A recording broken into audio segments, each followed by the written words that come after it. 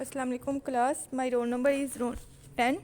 Today my presentation topic is Article 7.3 Chapter 7. ठीक है, 7.3 में हमारे पास टॉपिक है गॉस बैकवर्ड इंटरपोलेशन फार्मूला। हम पहले पढ़ चुके हैं Gregory Newton forward interpretation formula. उसमें मैंने आपको फार्मूला लिख दिया जो हमने पहले पढ़ा, वो y naught plus p del y naught plus p minus 1 2 factorial del square y naught so on यहाँ तक है। और इसी तरह हमने Gauss backward interpretation formula derive करना है। ठीक है, डिराइव करने से पहले मैंने उस मतलब जो फार्मूला है वो लिख दिया है, ये आप देख लें। इसको हम आगे जाके डिराइव करेंगे और इसी फार्मूले को सेंट्रल डिफरेंस नोटेशन में कैसे लिखते हैं वो भी मैंने डिस्क्राइब कर दिया है। नेक्स्ट हमारे पास इसका प्रूफ शुरू होता है। हम लिखेंगे कि हमें पता है कि Gregory Newton forward interpretation formula क्या है। वो हमने पिछले चैप्टर में चैप्टर 6 में बड़ी ब्रीफली किया और हमने उसके क्वेश्चन भी किए। ठीक है, उसके बाद हमारे पास इसमें जब न्यूटन्स फॉरवर्ड इंटरप्रिटेशन फार्मूला होता है तो पी की वैल्यू क्या होती है, x minus x note over H. इसी तरह हमें पता है कि अगर हम डेल वाई नोट लेंगे तो वो हमारे पास डेल ई वाई माइनस 1 के इक्वल आएगा। ये कैसे आएगा, ये देखिए मैंने साइड पर ना आपके लिए लिख दिया हिंट कि हमें पता है जो ई है, ई हमने 5 चैप्टर में पढ़ा है कि ई का मतलब होता है कि फंक्शन में कुछ ऐड करना है। मतलब अगर एफ ऑफ एक्स है तो हमारे पास f of x plus h होता है। तो इसी तरह अगर हम यहाँ पर ई कैसे मैंने लिखा कि del e y minus 1, y minus 1 में अगर मैं माइनस 1 ई हटा दूंगी प्लस 1 करूँगी तो वो वाई नोड ही बन जाएगा। ठीक है, इस तरह ये डेरिवेशन हुई है कि हम डेल वाई नोड की जगह डेल ई वाई माइनस 1 लिख सकते हैं। उसके बाद मैंने ई की वैल्यू पुट किया जो हमें पहले ही पता है, वो 1 प्लस डेल होती है, उसको पुट किया है। आगे फर्दर सिंप्लीफिकेशन किया। इसी तरह मैंने 3 डेरिवेशंस और लिख दिए हैं, del square y naught del cube y naught so on, ये चलती जाएंगी। अगर हम देखें हम यही derivation del cube y minus 1 के लिए भी लिख सकते हैं। ई जब हम डेल क्यूब के साथ ई पुट कर देंगे वो वाई माइनस 2 हो जाएगी, जब हम उसमें प्लस 1 करेंगे तो वो माइनस 1 ही आएगी। ठीक है, जैसे मैंने आपको पहले बता दिया। इसी तरह इसकी डेरिवेशन जब की तो हमारे पास इसकी डेल 4 वाई माइनस 1 की भी वैल्यू आ गई। इसको भी आप और भी आगे सिंप्लीफाई कर सकते हैं, मतलब सोन ये आगे वैल्यूज़ चलती जाएंगी।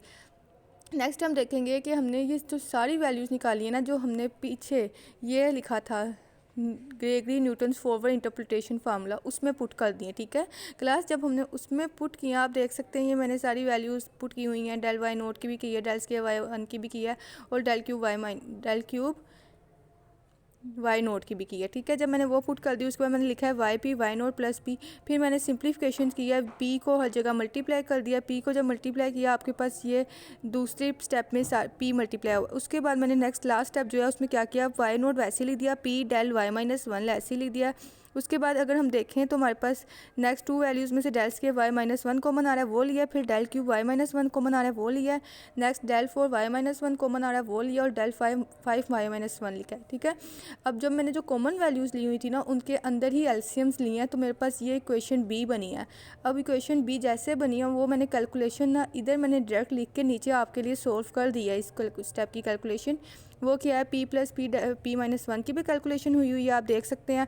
P minus 1 2 factorial plus p minus 1 p minus 2 3 factorial की भी हुई है। ठीक है, ये ईजी सा है, आपको इसकी समझ आ जाएगी। नेक्स्ट थर्ड की भी मैंने कैलकुलेशन कर दी है। फिर मैंने क्या किया, मैंने क्वेश्चन बी को दोबारा लिखा है। सही है, ये जो स्टेप है ये एक्स्ट्रा स्टेप भी मान सकते हैं कि आप ये रफ पे भी कर सकते हैं। बस मैंने ब्रीफली कि आपको समझ आ जाए कि ये आई कहाँ से वैल्यू है तो उसके लिए मैंने आपके लिए स्टेप कर दिए हैं। ठीक है, जब मैंने क्वेश्चन बी को अगेन लिखा ना तो हम देख सकते हैं कि हमारे पास इसमें डेल क्यूब वाई माइनस 1 और डेल 4 वाई माइनस 1 आ रहा है और इन दोनों की वैल्यूज़ मैं पीछे ड्राइव करके आई हूँ।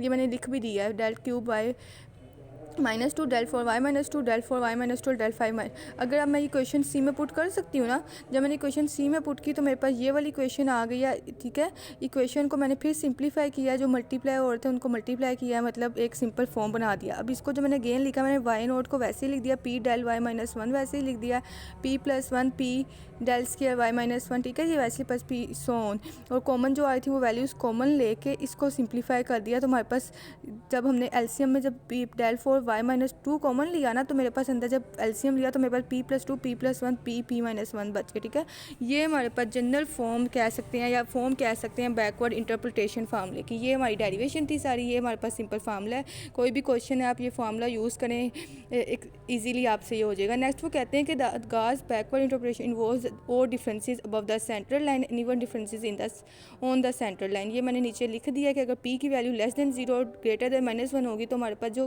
गाज बैकवर्ड इंटरप्रिटेशन फॉर्म इन्वॉल्व होगी उसमें और differences above the central line होंगे और even differences on the central line होंगे। This is about all about Gauss backward interpretation formula. ये उसकी डेरिवेशंस भी थी एंड लास्ट पे आपको करवा भी दिया। Thank you.